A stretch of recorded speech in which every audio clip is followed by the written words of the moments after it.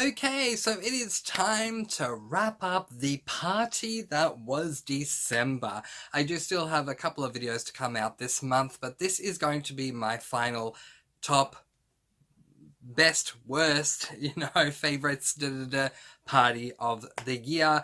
And this is it, guys. This is the creme de la creme, the best of the best. Today, I am going to tell you about my top 10 best reads for 2020. Now, the only qualifier that these books needed is that I needed to give them 5 stars because I just felt that it would be a bit wrong to pick a 4-star book. And let's do this. I'm incredibly excited. We have more than 10 books because some of them were a tie. These are the best books that I read in 2020.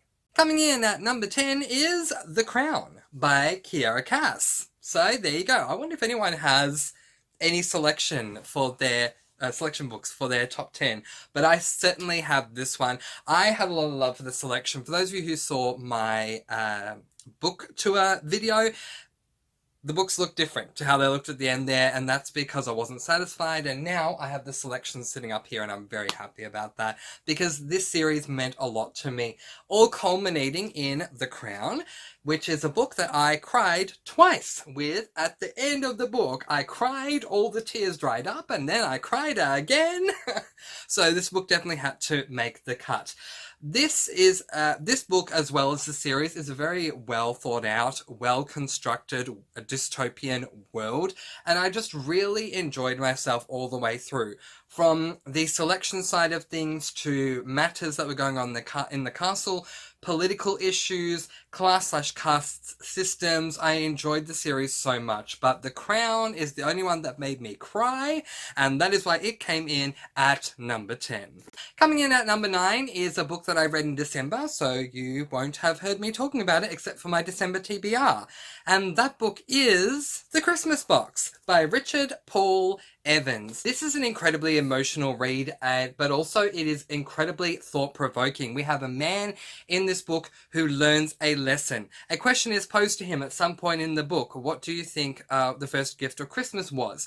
And he does not know. So he goes away and has time to think about it. And it all kind of culminates in the end with him working out right before it's too late what the first gift of Christmas was, and oh my goodness, is it amazing. This is a book that I feel that everyone should read before Christmas because it really... Richard Paul Evans did such an amazing job with discussing what Christmas is really all about. And I don't mean in the religious sense, despite the fact that God and Jesus are brought up at a very minimal amount in the book. The answer is not God and Jesus, okay? The answer is something else that is universal, that explains exactly what Christmas is all about. And I just feel that everyone should read this book because it is so incredibly amazing. Coming in at number 8 for my best reads of 2020 is this book, My Dark Vanessa by Kate Elizabeth Russell. So I knew the moment that I read this book that it was going to make the list. This is an incredibly tough book to read, and believe you me when I say that this book did not make the list because it is fluffy and a lot of fun. This book made the list because of how incredibly important a read this book is. Trigger warnings aplenty if you are going to go into this book. Please know that there is a ton of assault that occurs in this book, including physical, verbal, sexual, psychological, gaslighting, you name it, it's in this book. But one of the things that makes this book so incredibly powerful is that this is a dual perspective book that follows then and now. We are following a girl who goes off to boarding school and falls in love with one of her professors. They have a very sexual relationship together, and she's too young to know, the girl is too young to know what this actually means and what this guy's actually doing to her. And then with the now parts, we have her as an adult, and she is looking back on how things were then through the eyes of an adult. This book is done incredibly well. If you can handle the triggers, then I recommend this book because it is an incredibly important read. Coming in at number 7 is a tie, Letters to the Lost and More Than We Can Tell, both books by Bridget Kemmerer. You want a punch in the gut. You want a read that is going to be an emotional read. You can't go wrong with Bridget Kemmerer, at least from what I've read so far, which is this duology.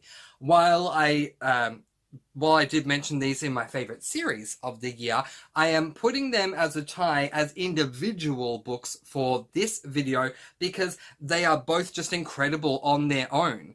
It's not really a duology, it's more a book and its companion, I guess, in a way, because we are following two main characters in this book and one of the main characters has a best friend. We follow that best friend in this book. So it's more a companion series than a duology, but extremely, extremely hard-hitting.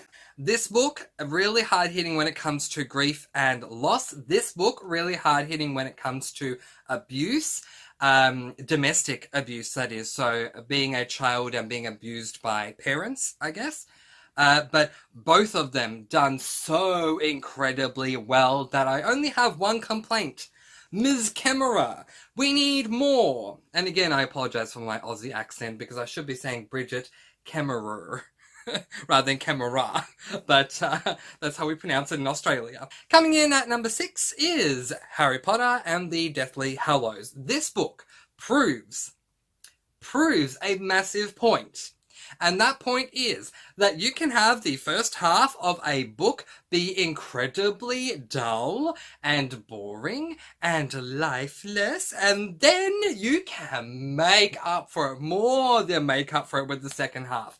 I have read this book many times, but I reread it again this year, which is why it qualifies for my 2020 reads, because I started my reread of Harry Potter in May to celebrate my birthday. I think I read this one in June, so I was reading one Harry Potter book a week starting at the beginning of May. Anyway, I don't like the beginning of this book. There's a traveling/questing trope that goes on. If you all know me by now, you'll know that my least favorite trope is traveling/questing, and that happens at the first half of this book. But the second half was so good. Everything we learn in books 1 to 6 really connect in book 7, and we realize just how intentional every single thing in books 1 to 6 is, because it all comes together in book 7. And there is a chapter in this book called The Prince's Tale. I won't tell you what it's about, but if you've read it, you know what I mean. And if it's been a while, just reread that chapter. I could state a very strong argument that The Prince's Tale in Harry Potter and the Deathly Hallows is the best chapter I've read in 2020. Coming in at number 5 is History Is All You Left Me and More Happy Than Not, both books by Adam Silvera. More Happy Than Not is a book that I read in this month in December, so we'll talk more about that in my monthly wrap. But Adam Silvera, fast becoming a favourite of mine. He got mentioned in my favourite authors, I believe at number 9, so he's raised the bar now. But as far as favourite books, again, just like with Bridget Kemmerer, I'm judging them both separately. They both come in at this mark individually. History Is All You Left Me is such an amazing book. This was my first Adam Silvera contemporary that I read, and I just love how raw and real Adam Silvera kept everything in this book. And More Happy Than Not, Adam Silvera kept this book very raw and real as well, but once this book was done, like once I read the last sentence, I was gasping for air. Like, seriously. Just going, whoa, Adam Silvera, what are you doing to me? I mean, his books are so good. These are not fluffy books. These are very real, very raw books. Both of these, massive punches to the gut. They are, and I mean that in a good way. Adam Silvera keeps his books so real, so raw, that you can't help but go, whoa, what did I just read? Coming in at number 4 is the only book that I need to put an image up on the screen for you guys because this is not available as a physical book, but that does not mean it was not one of my favorite books of the year. It came in at number 4 for a reason, and this book is Cenote by Sean Horton. This book gave me everything I needed and more when it comes to horror.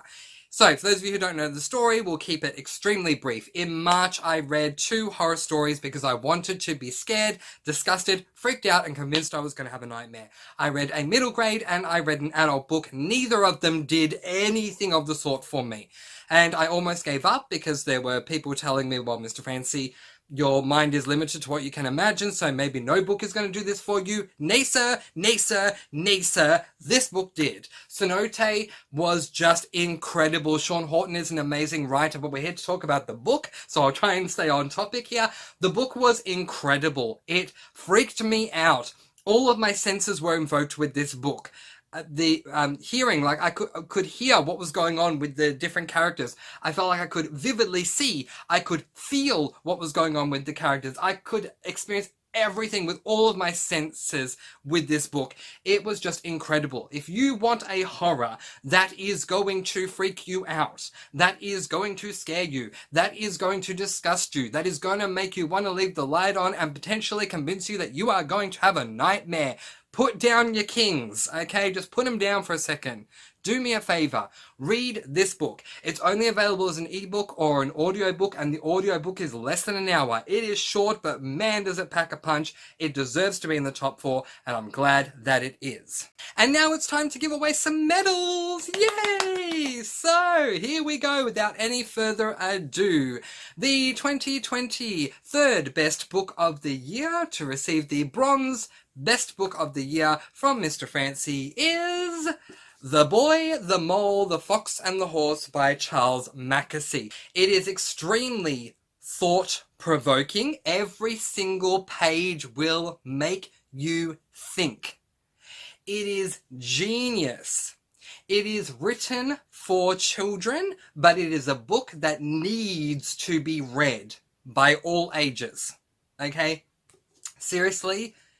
You need to pick up this book and read it, and you'll understand why once you've read it. I read this book alongside listening to the audiobook because Charles Mackesy actually does the audio himself on Audible, and so I really appreciated that. So I was listening and reading at the same time, and I was at my mother's when I read this book. When I was done, I put the book down. I was awake early. My mother was sleeping. I went to her room, and like when I was the little child, I woke my mum up and said, "Mum, you won't believe what I just read." And I started crying. This book is just incredible. Every single page will make you think. It will make you want to pause and go, oh, that's a good point. Oh, I never thought about that. Oh, wow, even I never thought that, you know? It is, Charles Mackesy is absolutely amazing, and we will talk more during my monthly wrap, but this man deserves the bronze medal. I'm so glad I read this book. It was an impulse buy. Man, was it worth it. It came in at number 3, bronze medal, Charles Mackesy's The Boy, the Mole, the Fox, and the Horse. Coming in at number 2, the silver medal goes to a book that I read in December. Are we seeing a little pattern going on here?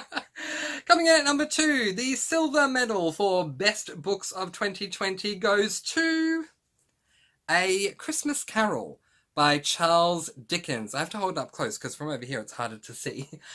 This is the one and only classic that I have read this year, and whoa, am I glad I started with this one. So every single year for Christmas, ever since I was a child, I have certain movies that I watch, and one of the movies that I watch is The Muppets Christmas Carol, and I did it again this year.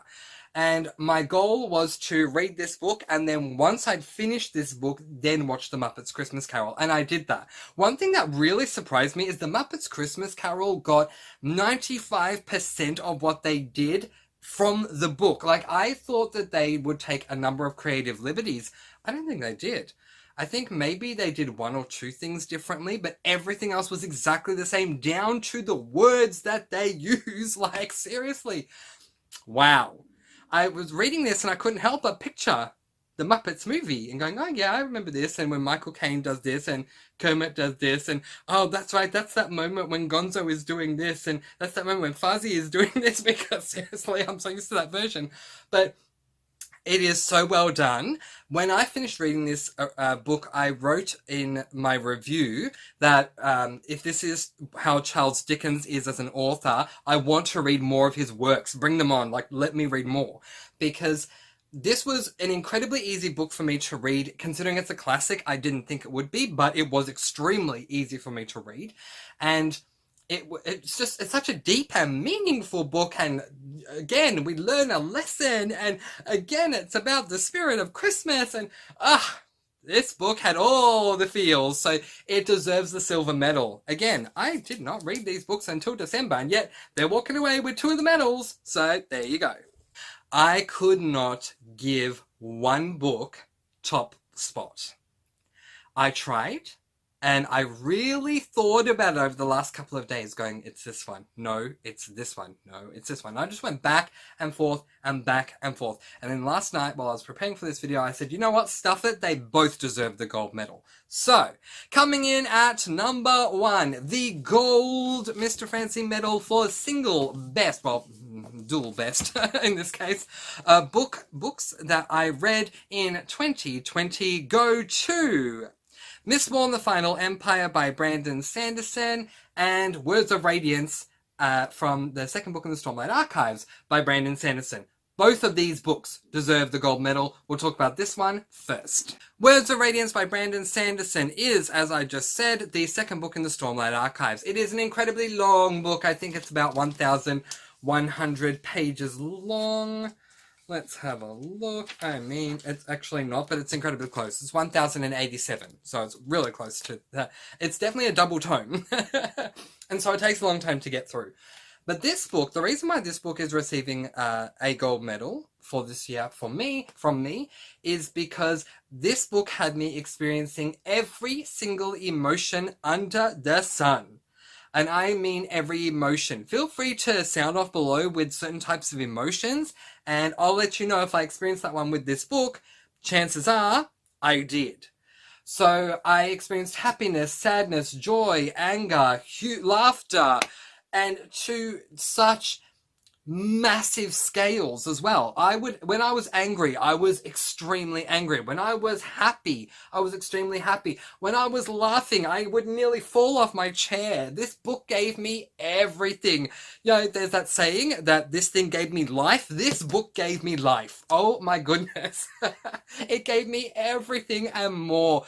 Brandon Sanderson, everything that he did in this book was just so incredibly done. From his characters, who are just incredible, whether it is their fighting mental toughness and fighting nature, whether it is their confidence, whether it is just their personality in general. I will definitely shout out their humor. Oh my gosh, the humor of these characters when they have banters back and forth.